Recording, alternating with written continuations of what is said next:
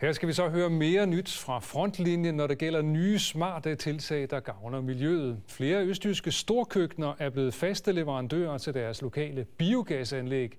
Og den øgede miljøbevidsthed koster ikke kokken den mindste anstrengelse, tværtimod. Et enkelt lille klik. Maskinen her skåner både miljøet og skaber bedre arbejdsforhold. Det har jo lettet vores hverdag rigtig meget. Radisson Blu Scandinavia Hotel og Vestas i Aarhus er blandt de østjyske virksomheder, der har skiftet deres traditionelle affaldsspande, også kaldet grisespande, ud med en madkværn.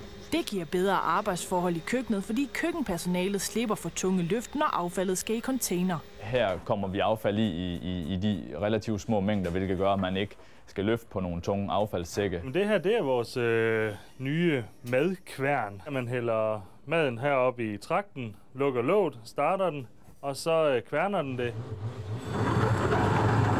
Man kan se, så tager den jo lidt af vejret. Det eneste, den sådan set ikke kan tage, det er store knogler og hele fiskeskind.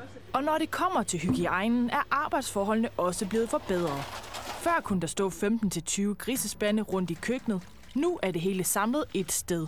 Den måde, vi gør det på nu, står det i et helt lukket system, hvilket ikke giver nogen lugtgener og heller ikke giver mulighed for skadedyr. Tilsammen giver det en mere effektiv arbejdsplads.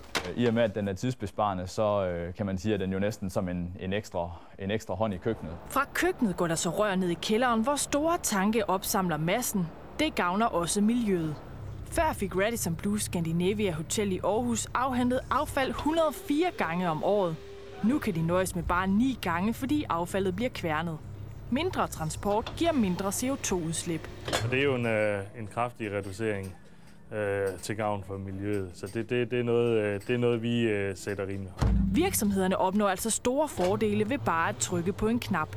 Så er det hele suget ud og ned i tankene. Biomassen bliver senere kørt til et biogasanlæg, hvor det i sidste ende kommer borgerne til gode i form af strøm.